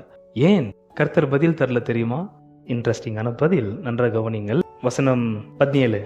வாய்க்குள்ளே போகிறதெல்லாம் வயிற்றில் சென்று ஆசன வழியாய் கழிந்து போம் என்பதை நீங்கள் இன்னும் அறியவில்லையா? கர்த்தர் நம்முடைய உடலை அப்படிதான் படைத்திருக்கிறார். எப்படி? வாயில சாப்பிடணும், வயிற்றுல நிரம்பணும், வேற வழியா போயிடணும். அது அப்படிதான் கர்த்தர் சிஸ்டமேட்டிக்கா நம்முடைய உடலை படைச்சிருக்கிறாரு. அத்தையே நீ மாத்தின்னு இருக்கிற. கை கழுவிட்டு சாப்பிடணும், இத்த தொடக்கூடாது, அத்தை தொடக்கூடாது. 15-10. பின்பு அவர் ஜனங்களை வரவழைத்து அவர்களை நோக்கி, நீங்கள் கேட்டு உணருங்கள், தயவு செய்து உணருங்கள். உள்ள போறது எது ஒன்றும் தீட்டு கிடையாது. சாப்பிட பதார்த்தங்கள் கர்த்தர் நாம் புசிக்கத்தக்கதாக படைத்திருக்கிற ஆகார பதார்த்தங்கள் எதுவா இருந்தாலும் சாப்பிடுறது எது ஒன்று நம்மளை என்னப்படுத்தாது, தீட்டுப்படுத்தாது. அது நம்ம நரகத்துக்கு தள்ளாது. நீங்க நரகத்துக்கு போறது காரணம் என்ன? நீ கோழிக்கறி சாப்பிட்டதுனாலயா? கர்த்தர் அதெல்லாம் ஒன்று சொல்றது கிடையாது. அதனால கர்த்தர் நம்ம நியாயம் விசாரிக்கிறதும் கிடையாது. இவ்வளவு எளிதா பேசிட்டு இருக்கிற கர்த்தர் அங்க என்ன ஓமை என்ன இருக்குதா? கர்த்தர் அங்கதான் ஃபிகரேட்டிவாக ஊமையாக பேசினாரா? ஒண்ணுமே பேசல, ரொம்ப தெளிவா பேசினாரு. பேதுரு சார் என்ன பண்ணிட்டாருனாக்கா, வசனம் 15, அப்பொழுது பேதுரு அவரை நோக்கி, இந்த ஊமையை எங்களுக்கு வெளிப்படுத்த அது வேண்டும். ஊமையாது. எந்த மேல இயேசு என்ன ஊமையை பத்தி பேசினாரு? இந்த ஊமையை பத்தி எங்களுக்கு சொல்லும். ஆண்டவருக்கு கொஞ்சம் டென்ஷன் ஆயிடுது. நான் ஊமையா பேசு, ஏன்னா இவ்வளவு எளிதா ஸ்ட்ரைட் ஃபார்வர்டா லிட்டரலா பேசிட்டு இருக்கிறேன் நானு. கர்த்தர் பாருங்க வசனம் 16. அதற்கு இயேசு, நீங்களும் இன்னும் உணர்வில்லாதவர்களா இருக்கிறீர்களா? அட ஜனங்கத்தா உணர்வுனாக்கா உனக்குமா உணர்வு இல்ல, உனக்குமா ஒன்றும் புரியல. நான் எங்க பேரபிளா பேசினேன்? ஸ்ட்ரைட் ஃபார்வர்டா பேசிட்டு இருக்கிறேன். மனுஷனை உணவு தீட்டுப்படுத்தாது. அப்போ மனுஷனை தீட்டுப்படுத்துகிறது எது? வாயிலிருந்து புறப்படுகிறவைகள் இருதயத்திலிருந்து புறப்பட்டு வரும், அவைகளே மனுஷனை அப்ப தீட்டுப்படுத்தும். மனுஷன் தீட்டுப்படுத்துது வாய்க்குள்ள போறது கிடையாது. சகோதரிகளே, எது மனுஷனை தீட்டுப்படுத்துறது? தயவுசெய்து உங்க வாயில நீங்க சொல்லுங்க, வாய் வழியா போகிற கர்த்தர் படைத்த உணவுகள் நம்மை தீட்டுப்படுத்தாது. உங்க வாயிலிருந்து புறப்பட்டு வருது பாரு. செகண்ட், ஹவு டு ஈட் அவங்களுக்கு கேள்வி. 9 சாப்டர் 9 9-13 இங்க பாருங்க. வேர் டு ஈட், இவங்க ஒரே தொந்தரவு இவங்களுது. இயேசு அவ்விடமிட்டு புறப்பட்டு போகையில் ஆயத்துறையில் உட்கார்ந்திருந்த மத்தேயு என்னும் ஒரு மனுஷனை கண்டு, எனக்கு பின் சென்று வா என்றார். அவன் எழுந்து அவருக்கு பின் சென்றான். பின்பு அவர் வீட்டிலே போஜன பந்திருக்கையில் போஜன மதியில் உட்கார்ந்து இருக்கிறார் ஆண்டவர். யாரோட உட்காந்துங்கிறாரு? அநேக ஆயக்காரரும் பாவிகளும் வந்து இயேசுவோடும் அவர் சீசரோடும் கூட பந்தியிருந்தார்கள். பரிசேயர் அதைக் கண்டு அவர்களுடைய சீசரை நோக்கி, உங்கள் போதகர் ஆயக்காரரோடும் பாவிகளோடும் போஜனம் பண்ணுகிறது என்னவென்று கேட்டார்கள். இயேசு அதை கேட்டு, பிணியாளிக்கு வைத்தியன் வேண்டியதை அல்லாமல் சுகமுள்ளவர்களுக்கு வேண்டியதில்லை, பலியை அல்ல இரக்கத்தையே விரும்புகிறேன் என்பதின் கருத்து என்னதென்று போய் கற்றுக்கொள்ளுங்கள். நன்றாக கவனிங்கள். மத்திய அவருக்கு ஒரு பெரிய விருந்து கொடுத்துருக்காரு. ஆயக்காரர்கள் பக்கத்துல உட்காந்துக்கிறாங்க. இயேசுனர் உட்காந்து சாப்பிட்டுங்கிறாரு. ஏன்னா இவர் பாவிங்களோட கூட உட்காந்து சாப்பிட்டுங்கிறாரு. பக்கத்துல பாவி இருந்தானா யாரு இருந்தா, பசிக்கு என்ன தேவை? உணவு தேவை. உணவு ரொம்ப தேவை. எங்க யாரோட where you have to have meal, எங்க நீ உட்கார்ந்து உணவு சாப்பிடணும், எப்படி சாப்பிடணும், என்னைக்கு சாப்பிடணும், இந்த கேள்விங்கள்லாம் அவங்க முட்டாள்தனமா கேட்டுனுக்கிறாங்க. கர்த்தர் சொல்ற வார்த்தை ஒன்று தான், பசி எடுக்கும் பொழுது அந்த நேரத்தில் கர்த்தர் உனக்கு என்ன கொடுத்துருக்கிறாரோ அதை ஸ்தோத்திரத்துடனே சாப்பிட வேண்டும். ஹல்லேலூயா. சாப்பிடும்போது ஸ்தோத்திரம் பண்றீங்களா? ஒரு வார்த்தை ஆண்டவர் நன்றி சொல்றீங்களா அந்த சாப்பாடுக்காக? ஸோ உணவு பத்தி கர்த்தர் ரொம்ப பிரியமா இருக்கிறாரு, பிழை பூட்டுற விஷயத்தில். ஸோ இது உணவுல பிழை பூட்டாரு. இதுக்கப்புறம் கர்த்தர் எப்படி உணவு தராருன்றது நான் கடைசியில் சொல்லி முடிப்பேன். அதற்கு முந்தி இப்போ வசந்துக்கு நாம் போகலாம். 5ஆம் அதிகாரம் 5:6. நீதியின் மேல் பசிதாகம் உள்ளவர்கள் பாக்கியவான்கள், அவர்கள் திருப்தி அடைவார்கள். நீதியின் மேல் பசிதாகம் உள்ளவர்கள் பாக்கியவான்கள், அவர்கள் திருப்தி அடைவார்கள். ரைட். நீதியின் மீது பசிதாகம். 3 கேள்வி கேட்டு அதுக்கு பதில் சொல்லி நம்ம முடிச்சிடலாம். Right. What is this hunger? இந்த பசி என்ன பசி? முதலாவது. ரெண்டாவது, வாட் இஸ் திஸ் ரைச்சஸ்னஸ்? இது என்ன நீதி? மூணாவது, how God satisfies this hunger? இந்த ஒரு பசிதாகம் உள்ளவனை கர்த்தர் எப்படி திருப்தி செய்கிறார்? இந்த 3 கேள்விக்கு தான் பதில் நான் ஷார்ட்டாக சொல்லி முடிப்பேன். முதலாவது, இங்க சொல்லப்படுற பசி மாம்சீகமாய் சாப்பிடுகிற அந்த கார்லின் என்பதான ஹார்மோன்லேருந்து வருகிற அடையாளத்திற்கு அடுத்த பசி அல்ல. இந்த பசி நீதியை குறித்துதான பசி. இந்த நீதியை குறித்துதான பசி எப்படி உண்டாச்சு? அந்த பசியை தூண்டத்தக்கதாக இருந்த ஹார்மோன் என்ன என்பதான கேள்வி நீங்கள் கேட்டீங்கன்னாக்கா எனக்கு அதற்கு அடுத்த தெளிவான பதில் இல்லை. ஆனால் இவர்களுக்கு பசி எப்படியே வந்துருக்குது. எதை குறித்துதான பசி? நீதியை குறித்துதான பசி. இப்போ இவங்க எதை சாப்பிடணும்? நீதியை சாப்பிடணும், நீதியை குடிக்க வேண்டும். அதுக்கு அடுத்த ஒரு உணவு தான் இப்போ இவர்களுக்கு தேவைப்படுகிறது. ஆனால் இவர்களுக்கு நீதியை குறித்தான பசி எப்படி உண்டாச்சு? அதுதான் ஒரு முக்கியமான கேள்வி. இவர்களுக்கு நீதியை குறித்தான பசி உண்டானதற்கு காரணமே முதலாவது 5ஆம் அதிகாரம் 20 5:20. வேதபாரகர் பரிசேயர் என்பவர்களுடைய நீதியிலும் உங்கள் நீதி அதிகமாயிராவிட்டால் பரலோக ராஜ்யத்தில் பிரவேசிக்க மாட்டீர்கள். இவர்களுக்குள்ளாக ஒன்று தெளிவாய் தெரிகிறது, என்னிடத்திலே நீதி இல்லை, என்னிடத்திலே நீதி இல்லை.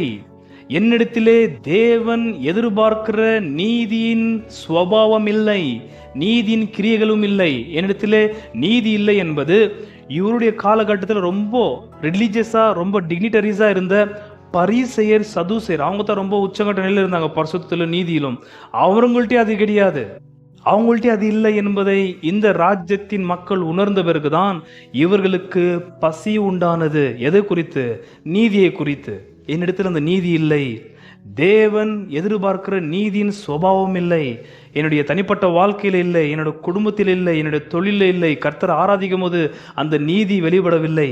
ரைச்சியஸ்னஸ் கீழே போகும்போது ஷார்ட்டா சொல்ல விரும்புகிறேன். ஆகையால் தான் கர்த்தர் சொன்ன வார்த்தை, நீதியின் பசி உள்ளவர்கள் 6:33. முதலாவது தேவனுடைய ராஜ்யத்தையும் அவருடைய நீதியையும் தேடுங்கள், அப்பொழுது இவைகளெல்லாம் உங்களுக்கு கூட கொடுக்கும். முதல்ல எதை தேடுங்கள்? தேவ ராஜ்யத்தையும் நீதியையும் தேடுங்கள். ஏன்? பசி உள்ளவன் என்ன பண்ணோம்? அந்த நீதியை புசிக்கத்தக்கதாக தேடுங்கள் என்று கர்த்தர் இங்க சொல்லியிருக்கிறார். எங்க தேடணும்? எப்படி தேடணும்? எப்படி தேட வேண்டும் கர்த்தருடைய நீதியை? பிரேயர். வசனம் 7:7 கேளுங்கள் அப்பொழுது உங்களுக்கு கொடுக்கப்படும், தேடுங்கள் அப்பொழுது கண்டடைவீர்கள். அப்போ நீதி நீங்கள் தேடினாக்க என்ன ஆகும்? நீதியும் தேவ ராஜ்யத்தையும் முதலாவது நீங்களும் தேடினா என்ன ஆகும்? கண்டிப்பா கிடைக்கும். எப்படி? ஜெபத்தில். சோ பசி உண்டானவர்கள் கர்த்தருடைய நீதியை ஜெபத்தில் கேட்கும் பொழுது கர்த்தர் அந்த நீதியை கொடுத்து பசி ஆற்றுகிறார், நீதியை பசியை தீர்க்கிறார். அவ்வளோ சிம்பிளா இப்போதுக்கு உங்களுக்கு போதும்னு நினைக்கிறேன். ஆல்ரைட். ரெண்டாவது, இந்த நீதி என்றால் என்ன? என்ன இந்த நீதி? இந்த நீதி நீதியின் கிரியைகளை குறிக்கிறதா அல்லது இங்க சொல்லப்படுற நீதி சுபாவத்தை குறிக்கிறதா?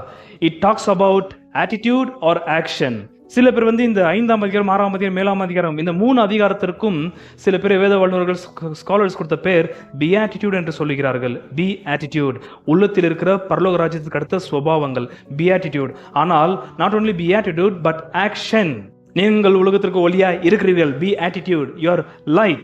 நீங்கள் உலகத்திற்கு உப்பா இருக்கிறீர்கள், ஆட்டிடியூட், பி ஆட்டிடியூட் என்று சொல்லுகிறார்கள். உண்மைதான். அதனால ஆக்ஷனில் என்று சொல்ல முடியாது. இங்க சொல்லப்படுறது வெறும் சுபாவம் மாத்திரமல்ல, நீதியின் சுபாவத்தை மாத்திரமல்ல, நீதியின் கிரியைகளை காண்பிக்கிற ஒரு பசிதாகும். என்ற நீதியின் சுபாவம் இருக்குது, ஆனா அதை என்னால் எஸ்டாப்ளிஷ் பண்ண முடியல, என்னால் அது நடைமுறையில் கொண்டு வர முடியலன்னு யாராலும் சொல்ல முடியாது. நீதியின் சுபாவம் இருக்கிறவன், குணலட்சணம் இருக்கிறவன் நீதியின் கிரியை காண்பிப்பான் ஆட்டோமேட்டிக்காக. ரைட்? தாய்மொழி என்னவா இருக்கிறதோ அந்த தாய்மொழி இருக்கிறவர்கள் அந்த பாஷையை பேசிதான் ஆக வேண்டும். நீங்க தமிழனா இருக்கலாம், கன்னடிகாசா இருக்கலாம், நீங்கள் என்னவா இருக்கிறீர்களோ, what is your attitude and nature, that will be practised practically. அது நடைமுறையிலே காண்பித்து தான் ஆக வேண்டும். நீங்கள் நீதிமான்கள் என்றால், ராஜ்யத்தின் பிள்ளைகள் என்றால், அந்த நீதியை நடைமுறையிலே காண்பித்து தான் ஆக வேண்டும். உதாரணத்துக்கு 2 உதாரணம் கொடுத்து முடிச்சிடறேன். 1ஆம் அதிகாரம் 19, 1:19. அந்த இடத்துல நம்ம யோசேப்பை பத்தி சொல்லப்படுறத கொஞ்சம் ஞாபகப்படுத்தி. அவள் புருஷனாகி யோசேப்பு நீதிமானா இருந்து. என்னவா இருந்தார்? அவரு நீதிமானா இருந்தார். நீதிமானாக்கா அவர் அவர்கிட்ட அந்த பியாட்டிட்யூட் இருந்தது, அந்த சுபாவம் இருந்தது, நீதியின் சுபாவம் இருந்தது. வேற சுபாவம் மாத்திரமல்ல, ஆக்ஷன் இருந்தது. நன்றாக கவனிங்கள். இப்போ அவளை அவமானப்படுத்த மனதில்லாமல் ரகசியமாய் அவளை தள்ளிவிட யோசனையா இருந்தார். நன்றாக கவனிக்க வேண்டும். அவளை அவமானப்படுத்த அவர் மனதில்லாமல், ஆனால் அவர் நீதிமானா இருக்கிறாரு. எதன் அடிப்படையிலே? நியாயப்பிரமாணத்தின் அடிப்படையிலே. நியாயப்பிரமாணத்தின் அடிப்படையிலே திருமணத்திற்கு முந்தி கர்ப்பம் தரிக்கப்பட்ட, அவங்க எப்படி ஆனாங்கன்றது, கர்ப்பம் தரிக்கப்பட்டாங்கன்னு யோசிப்புக்கு தெரியாது. அதை பத்தி இங்க டீட்டெயிலா பேசியிருக்கிறேன். அதனால அவங்கள நியாயப்பிரமாணத்தின்படி ரகசியமாக, அவங்களுக்கு தீங்கும் ஆகக்கூடாது, அவங்களை யாரும் தப்பாக அந்த பெண்ணை கற்பழிச்சுக்கிறதா இவர் பாவிச்சுன்னு இருக்கிறாரு.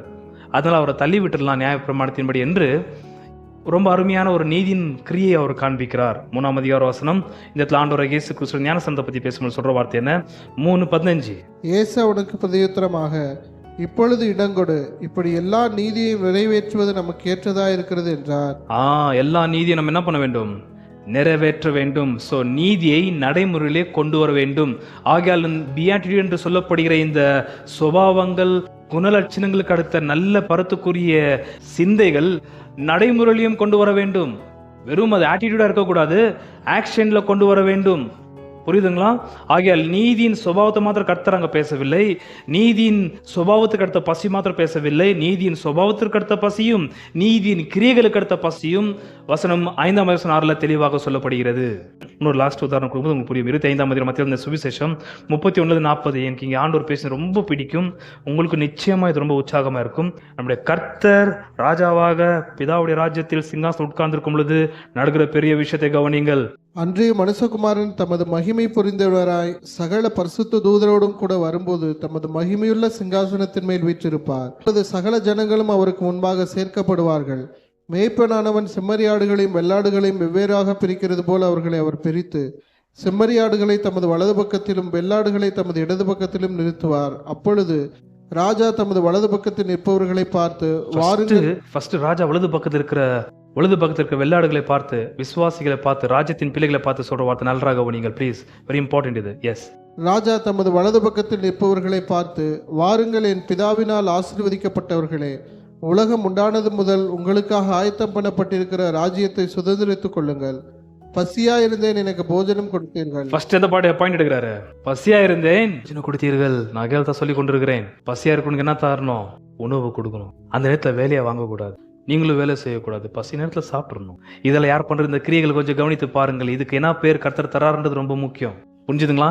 இது என்னால செய்ய முடியலையே, இந்த நீதியின் சுபாவம் என்கிட்ட இல்லையே, நீதியின் கிரியை என்னால் நடப்பிக்க முடியலையே என்று தாகமா இருக்கிறவன் தான் ராஜ்யத்தின் விசுவாசி. அந்த தாகமா இருக்கிறவன் ஜெபத்திலே கேட்கும் பொழுது கர்த்தர் அந்த நீதியின் சுபாவத்தையும் நீதியை நடப்பிக்கத்தக்கதான நீதியின் கிரியைகளை காண்பிக்கத்தக்கதான சூழ்நிலையும் ஏற்படுத்தி கொடுக்கிறார். இதெல்லாம் நீதியின் கிரியைகள். இப்ப வாசிங்க 35.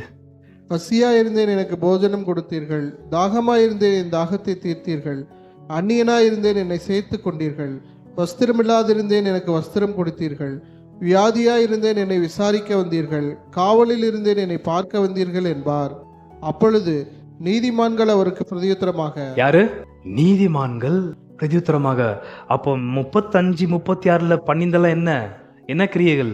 நீதியின் கிரியைகள். நீதியின் கிரியைகள் என்றால் என்ன? பரலோகம் அங்கீகரிக்கிற கிரியைகள். ஆகியால் தன் கர்த்தர் ரொம்ப தெளிவாய் அநேக தரம் அப்போஸ்தலரும் கர்த்தரும் கொடுத்த வார்னிங் என்ன? அவனுடைய கிரியைக்கு தக்க பலன் பெறுவான். பரலோக ராஜ்யம் உங்களுடைய கிரியைகளையும் உங்களுடைய செயல்களையும் ஏற்றுக்கொள்ள வேண்டும் என்றால் நீங்கள் நீதிமான்களாக இருக்க வேண்டும். நம்முடைய கிரியைகள் என்னவா இருக்க வேண்டும்? நீதியாக இருக்க வேண்டும். பரலோகம் அங்கீகரிக்கணும். அது பரலோகம் எதிர்பார்க்கிறவைகளை செய்ய வேண்டும். வசனம் 35 36 பரலோகம் எதிர்பார்க்கிற நீதியின் கிரியைகளை நீதிமான்கள் செய்தார்கள். எங்க? அநீதி நிறைந்த இந்த உலகத்தில். பசியா இருந்தேன், தாகமா இருந்தேன், நிர்வாணமா இருந்தேன், சிறையில் இருந்தேன். நீதிமான் ஒருத்தன் தான் தெரியும். பசியாகிறவனுக்கு உணவு தரணும், தட் இஸ் ரைச்சஸ். தாகமா இருக்கணும், தண்ணீர் கொடுக்கணும், தட் இஸ் ரைச்சஸ். நிர்வாணமா இருக்கணுக்கு உடைய கொடுன்றது நீதிமானுக்கு நல்லா தெரியும். இது பரலோகம் எதிர்பார்க்கிறது. கடைசியில் சொல்றேன், முடிச்சிருங்க, கீழே போங்க 37. அப்பொழுது நீதிமான்கள் அவருக்கு பிரதியுத்தரமாக, ஆண்டவரே, நாங்கள் எப்பொழுது உம்மை பசியுள்ளவராக கண்டு உமக்கு போஜனம் கொடுத்தோம்? எப்பொழுது உம்மை தாகமுள்ளவராக கண்டு உமது தாகத்தை தீர்த்தோம்? எப்பொழுது உம்மை அந்நியராக கண்டு உம்மை சேர்த்து கொண்டோம்? எப்பொழுது உம்மை வஸ்திரமில்லாதவராக கண்டு உமக்கு வஸ்திரம் கொடுத்தோம்? எப்பொழுது உம்மை வியாதியுள்ளவராகவும் காவலில் இருக்கிறவராகவும் கண்டு உம்மிடத்தில் வந்தோம் என்பார்கள். அதற்கு ராஜா பிரதியுத்தரமாக, மிகவும் சிறியவராகி என் சகோதரரான இவர்களில் ஒருவனுக்கு நீங்கள் எதை செய்தீர்களோ அதை எனக்கே செய்தீர்கள் என்று மெய்யாகவே உங்களுக்கு சொல்லுகிறேன் என்பார். இந்த சிறியவர்களில் ஊழியக்காரங்க அது பண்றதே கிடையாது தெரியுமா? ஊழியக்காரங்க இப்பிரபஞ்சத்தின் ஐஸ்வர்யத்தில் நல்லா இருக்கிற விசுவாசிகள் மாத்திரம் கவனிப்பார்கள். கர்த்தர் ரொம்ப தெளிவாய் சொல்லுகிறார், சிறியவர்களில் யாருக்கு அடிப்பேன வசதி இல்லையோ, ஊழியத்தில் அடி வாங்கினது நிமித்தமாக, ஊழியத்தில் கொல்லப்பட்டது நிமித்தமாய் விதவையா இருக்கிற ஊழியக்காருடைய மனைவி பிள்ளைகள், அவங்களுக்கு நீங்க செஞ்சதெல்லாமே ரிப்போர்ட்ல இருக்குது, கணக்கில் இருக்குது. என்னது? ரைச்சஸ் டீட்ஸ், நீதியின் கிரியைகள். அது ரொம்ப முக்கியம் அன்பானவர்கள். எவ்வளவு பேருக்கு இந்த ஒரு பசி இருக்குது? நான் ஒரு நீதிமானா இருக்கிறேனா இல்லையா, ஒரு நீதியின் கிரியோட செய்ய மாட்டேன்றேனே. 4 பேருக்கு ஏதாவது நீதியின் கிரியை நடப்பிக்கிறதுக்கே மைண்ட் வர மாட்டேங்குது, ஒரு சிந்தை வர மாட்டேங்குது எனக்குள்ள. என்ன இது? உண்மையா நீதிமான் தானா? அந்த கிரியை யாரு தெரியுமா? சாப்டர் 6 வசனம் 26. ஆகாயத்து பட்சிகளை கவனித்து பாருங்கள், அவைகள் விதைக்கிறதும் இல்லை, அறுக்கிறதும் இல்லை, களஞ்சியங்களில் சேர்த்து வைக்கிறதும் இல்லை. அவைகளையும் உங்கள் பரமபிதா பிழைப்பூட்டுகிறார். அவைகளை பார்க்கலும் நீங்கள் விசேஷித்தவர்கள் அல்லவா? அப்போ சாப்பாடு கொடுக்கறதுன்றது யார் பண்ற வேலை? அது அவருக்கு என்ன பேரு? அப்பா பிதா பிள்ளை பூட்டுகிறது. அந்த ஊழியத்தை செய்யற ஒருவன் அந்த பசியா இருக்கிறவனுக்கு என்னவா தெரிவான்? ஆகையால் தான் இயேசுநாதர் அடி முடிச்சா திரும்ப 5ஆம் அதிகாரம் கடைசி வசனம் 5:48. ஆகையால் பரலோகத்தில் இருக்கிற உங்கள் பிதா பூரண சர்க்குணரா இருக்கிறது போல நீங்களும் பூரண சர்க்குணரா இருக்க கடவீர்கள். நீங்களும் பிதா போல இருக்க வேண்டும். எப்படி? நீதின் கிரியை நடப்பிப்பது நிமித்தமாக. எப்படி பிதாவாகிய தேவன் நீதின் கிரியை நடப்பிக்கிறார்? 45. இப்படி செய்வதனால் நீங்கள் பரலோகத்தில் இருக்கிற உங்கள் பிதாவுக்கு புத்திரரா இருப்பீர்கள். அவர் தீயோர் மேலும் நல்லோர் மேலும் தமது சூரியனை உதிக்க பண்ணி நீதியுள்ளவர்கள் மேலும் அநீதியுள்ளவர்கள் மேலும் மழையை பெய்ய பண்ணுகிறார். பூமிக்கு நம்ம ஒருத்தருக்கு 2 பேர் தான் நம்மளால செய்ய முடியும். அவ்வளவுதான். கர்த்தர் நம்மளுக்கு சாமர்த்தியம் கொடுத்திருந்தா அந்த நீதி கிரியை அவ்வளவு பேர் செஞ்சால போதும். ஒருத்தரோ 2 பேரோ 3 பேரோ கர்த்தர் நீதியின் கிரியை அடியன் செய்யத்தக்கதாக எந்த அளவுக்கு எனக்கு சாமர்த்தியம் கொடுக்கிறாரோ அந்த அளவுக்கு நம்ம செய்யலாம். பரலோக பிதா அப்படி கிடையாது. பூமியில் இருக்கிற ஒட்டுமொத்த ஆட்களுக்கும் சூரியனை உதிக்க செய்து, பூமியில் இருக்கிற ஒட்டுமொத்த ஆட்களுக்கும் மழையை பெய்ய பண்ணி, விதைகளை விதைக்க செய்து, பறவைகள் ஒட்டுமொத்த ஜந்துக்களுக்கும் பிழை பூட்டுகிறார். அந்த ராஜ்யத்தின் பிள்ளைகள் நாம, அவருக்கு பொருந்துங்க நாம. அதான் தான் கிறிஸ்து சொன்ன வார்த்தை, என் பிதாவுடைய ராஜ்யத்தில் உலகத்தோடு முந்தி நான் ஏற்படுத்தி வைத்திருக்கிற ராஜ்யத்துக்குள்ள பிரவேசிங்கள் நீதிமான்களே, போங்க எல்லாரும் உள்ள போங்க. நீதியின் கிரியை நம்மள்கிட்ட அது ஒன்று பரலோகத்தை ரெக்கார்ட் ஆகும். அதனால் நீதியின் கிரியையின் மீது பசிதாகம் உள்ளவனுக்கு கர்த்தர் தருகிறார். எப்படி தரது லாஸ்ட்ல சொல்லி முடிச்சிடுறேன். 5:6 ஒன் லாஸ்ட் டைம். நீதியின் மேல் பசிதாகம் உள்ளவர்கள் பாக்கியவான்கள், அவர்கள் திருப்தி அடைவார்கள். அப்போ நீதியின் மீது பசிதாகம் என்றால் என்ன? நீதி என்றால் என்ன? வெறும் சுபாவம் மாத்திரமல்ல, சுபாவோட கூட கிரியையும் அடங்கி இருக்க வேண்டும். அண்டர்ஸ்டுட்? அது இன்னும் பசிதாகம் எப்படி வருகிறது? அது பூமியில் எங்கேயுமே கிடைக்காத ஒன்று. பரிசை சதவீதர்கிட்டே இல்லை. அது பரலோக ராஜ்யத்திலிருந்து வரணும். ஆகியால் தான் முதலாவது தேவ ராஜ்யத்தின் நீதியை தேடுங்கள் எங்க ஜெபத்தில். It is available only in the kingdom of heaven. It isn't ubiquitous you can find anywhere in the world. உலகத்தில் கிடைக்கத்தக்கதாக எங்கேயுமே கிடைக்காத ஒரு கருப்பொருள் இந்த பரலோக ராஜ்யத்தின் நீதி. இந்த பரலோக ராஜ்யத்தின் நீதி கிடைக்கிற ஒரே இடம் பரலோக ராஜ்யம் தான். அதன் மீது பசிதாகம் உள்ளவன் ஜெபத்தில் தேடும் பொழுது கர்த்தர் அருளுகிறார். நான் நீதிமான் ஆண்டவரே, ஆனா நீதியின் கிரியை என்கிட்ட இல்லவே இல்லையே. என் கர்த்தர் நிர்வாணியா ஒரு மனுஷனை பார்த்தா விட்டுருவாரா? ஆனா நாம விட்டுறோம். That is charitable work. Charitable work இல்லை, that is righteous deed to the Christians. அது தர்ம கிரியைகள். அந்த மாயான தர்ம கிரியை பத்தி பேசுறாரு 6வது அதிகாரத்துல. கொள் உதுறது, எல்லாரையும் கூப்பிட்டு எல்லாருடைய காசை கொடுக்கறது, சில்லறையை தேரிக்கிறது. That is not charitable here. Lord consider this Christian, this righteous person's deed as righteous deeds. இந்த நீதியின் கிரியைகள் கர்த்தர் பரலோகத்தை ரெக்கார்ட் பண்றாரு. எனக்கு நீங்க கொடுத்துருக்கிறீங்க என்றார் கர்த்தர். இன்னும் நீங்க பிலீவருக்கு செஞ்சீங்கன்னாக்கா you are feeding Lord himself. ஒரு பிலீவர், ஒரு விசுவாசிக்கு நீங்கள் உணவு கொடுத்து பசி ஆற்றினீர்களானால் அது கிறிஸ்து சொல்ற எனக்கு பண்ணீங்க அதுன்றாரு. அதை அட்வர்டைஸ் பண்றது. நீதிமான்கள் கிறிஸ்துட்ட கேட்குறாங்க, நாங்கள் எப்போ செய்தோம் ஆண்டவரை? நீர் எப்போ பசியா இருந்தீர்? நீர் எப்போ நிர்வாணமா இருந்தீர்? நீர் எப்போ தாகமா இருந்தீர்? நீர் எப்போ சிறையில் இருந்தீர்? நீர் எப்போ வியாதி படிக்கா இருந்தீர்? நாங்கள் எப்போ ஞாபகமே இல்லை. ஏன்? நீதிமான் செய்கிற நீதியின் கிரியை வலதுகரம் செய்வது இடதுகரம் தெரியவே தெரியாது. அப்படிதான் கர்த்தர் பேசியிருக்கிறார். அண்டர்ஸ்டுட்? யாருக்குமே தெரியாது. அது அவனே வந்துடுறான். அது கர்த்தருக்கு ஸ்தோத்திரம் செலுத்தி இந்த ஒரு நல்ல கிரியை செய்வதற்கு கர்த்தர் கிருபை பார்ட்னரை சொல்லி முடிச்சிடறான். அங்கேயாத்த திருப்பாத்த 4 பேர்ட்ட போய் சொல்லி இருக்கிற வேலை கிடையாது. டன் தேரண்ட். இந்த நீதியின் மீது பசிதாகம் உள்ள ஒரு விசுவாசி பரலோக ராஜ்யத்தை நோக்கி கேட்கும் பொழுது கர்த்தர் எப்படி தராருன்றதை நான் இப்போ உங்களுக்கு சொல்லி முடிச்சிடறேன். கர்த்தர் எப்படி தராரு தெரியுமா? இன்ட்ரெஸ்டிங்காக ஒரு வார்த்தை சொல்லிருக்கிறேன். ஓகே, 4 சுவிசேஷ புஸ்தகத்திலும் இயேசுநாதருடைய மரணம் உயிர்த்தெழுதலை பற்றி சொல்லப்பட்டிருக்கும். ரைட்? அதோடு கூட 4 சுவிசேஷ புஸ்தகத்திலும் இன்னொரு சம்பவமும் எல்லா 4 பருத்துக்குரிய அப்போஸ்தலர்கள் ஒரு சம்பவத்தை குறிப்பிட்டிருப்பார்கள். என்னது? 5000 பேருக்கு கர்த்தர் அந்த சம்பவத்தை சொல்லி கடைசியில கர்த்தர் எப்படி நீதியை கொடுத்து பசிதாகத்தை திருப்தி செய்கிறார் என்பதை சொல்லி முடிக்கிறேன். சாப்டர் 14 வசனம் 15 20 வசனங்கள் வரைக்கும். சாயங்காலமான போது அவருடைய சீசர்கள் அவரிடத்தில் வந்து, இது வனாந்தரமான இடம், நேரமும் ஆயிற்று. ஜனங்கள் கிராமங்களுக்கு போய் தங்களுக்கு போஜன பதார்த்தங்களை கொள்ளும்படி அவர்களை அனுப்பிவிட வேண்டும் என்றார்கள். இயேசு அவர்களை நோக்கி, அவர்கள் போக வேண்டுவதில்லை, நீங்களே அவர்களுக்கு போஜனம் கொடுங்கள் என்றார். அதற்கு அவர்கள், இங்கே எங்களிடத்தில் 5 அப்பமும் 2 மீன்களுமே அல்லாமல் வேறொன்றும் இல்லை என்றார்கள். அவைகளை என்னிடத்தில் கொண்டு வாருங்கள் என்றார். அப்பொழுது அவர் ஜனங்களை புல்லின் மேல் பந்தியிருக்க கட்டளையிட்டு அந்த 5 அப்பங்களையும் அந்த 2 மீன்களையும் எடுத்து வானத்தை அண்ணாந்து பார்த்து ஆசீர்வதித்து அப்பங்களை பிட்டு சீசர்களிடத்தில் கொடுத்தார். சீசர்கள் ஜனங்களுக்கு கொடுத்தார்கள். எல்லாரும் சாப்பிட்டு திருப்தி அடைந்தார்கள். என்ன வார்த்தை வந்துச்சு? சாப்பிட்டு. அதான் பசியை பத்தி அவ்வளோ நேரம் பேசிட்டு இருக்கிறேன். கர்த்தர் இயற்கையா வந்த பசியை பத்தி எவ்வளோ அவர் ரொம்ப சீரியஸ் எடுக்கிறாரு பாருங்க.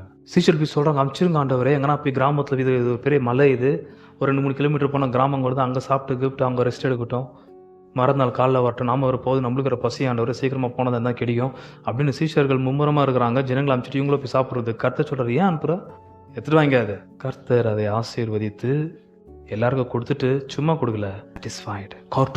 கோர்டோஸ் என்பதான கிரீக் வேர்டு கர்த்தர் வந்து பச்சை புல்லின் மீது ஆடுகளை மேய்ப்பது. அதே கோர்டோஸ் என்ற வார்த்தை எங்க வச்சு தெரியுமா? நீங்க வாசித்த வசனத்துல வசனம் 19 14-19. அப்பொழுது அவர் ஜனங்களை புல்லின் மேல் பந்தியிருக்க எதின் மீது உட்கார வைத்தாரு. புல், கோர்டோஸ், சேம் கிரீக் வேர்டு. அது சாட்டிஸ்ஃபைன்ற வார்த்தை கோர்டோஸ். திருப்பி இங்க சொல்ல போற சாட்டிஸ்ஃபைன்ற வார்த்தை அதுதான். பச்சை புல்லின் மீது ஆடுகளை சாப்பிட வச்சு, ஆடை நீங்க கவனிச்சுக்கிறீங்களா? அது சாப்பிட்டு சாப்பிட்டு சாப்பிட்டு வயிறு ரொம்பி தொங்கிட்டு அது பொத்துன்னு உழுதுரும். அங்கேயே ஆடு மேலே படுத்துரும். அது கொஞ்ச நேரம் ஓய்வு எடுக்கலாம். ஏன்னா ரொம்ப கஷ்டப்பட்டுச்சான். அது ஏன்னா அது புல்ல மேஞ்சிருச்சு. கர்த்தர் அதே புல்லின் மீது உட்கார வைத்து அவர்கள் சாப்பிட்டு திருப்தி அடைகிற அளவுக்கு கொடுத்துனே இருந்திருக்கிறாங்க. ஓகே, 15ஆம் அதிகாரம். இங்க 4000 பேரை போஷிக்கிற ஒரு சம்பவம் இருக்கிறது. 15ஆம் அதிகாரம் வசனம் 32 37. பின்பு இயேசு தம்முடைய சீசர்களை அழைத்து, ஜனங்களுக்காக பரிதபிக்கிறேன், இவர்கள் என்னிடத்தில் 3 நாள் தங்கியிருந்து சாப்பிட ஒன்றுமில்லாது இருக்கிறார்கள். இவர்களை பட்டினியாய் அனுப்பிவிட எனக்கு மனதில்லை. நாடகம் கவனித்தீர்களா? அப்போ கர்த்தருக்கு என்ன மனசு இல்லை, பட்டினியா விடக்கூடாது யாரையும். 3 நாள் சாப்பிடாம சத்தியத்தை கேட்டுன்னு இருக்கிறாங்க. அங்கேயே கேட்கறது, தண்ணி குடிச்சிட்டு அங்கேயே படுத்துறது. கொண்டு வந்து என்ன சாப்பிட்டுருந்தாங்கன்னு தெரியல, எல்லாம் தீந்து போச்சு. 3 நாள் ஆச்சு வந்து பிரசங்கத்தை கேட்டுக்கிறாங்க. 3 days செமினார் அவங்களுக்கு. 3 நாள் என்ன கேட்டிருப்பாங்க ஆண்டவர்கிட்ட மகத்துவமுள்ள சத்தியங்கள் கொஞ்சம் கவனிச்சு பாருங்க. 3 days செமினார் மாதிரி உட்காந்து ஜனங்க ஃபுல்லாக கேட்டுக்கிறாங்க. அங்கேயே எல்லா பணியும் அங்கேயே இருந்துருக்கிறாங்க. கர்த்தர் சொல்றாரு சாப்பிட வச்சு அனுப்பணும் அப்படின்றாரு. அவங்கள பட்டினி அனுப்ப எனக்கு மனம் இல்லை. கர்த்தருக்கு அது பிடிக்காது. எது விஷயம்? பட்டினியா இருக்கிற விஷயம். ஆகிய தன் ஆவியனை பற்றி பேசும்போது கர்த்தர் சொல்ற வார்த்தை, இந்த தாகம் உள்ளவன் மீது என்னுடைய தாகமாக இருக்கிறவன் மீது என் ஆவியை ஊற்றுவேன். கண்டினியூ பண்ணுங்க. அதற்கு அவருடைய சீசர்கள், இவ்வளவு திரளான ஜனங்களுக்கு திருப்தி உண்டாகும்படி வேண்டிய அப்பங்கள் இந்த வனாந்திரத்தில் நமக்கு எப்படி அகப்படும் என்றார்கள். சாட்டிஸ்ஃபை, திருப்தி.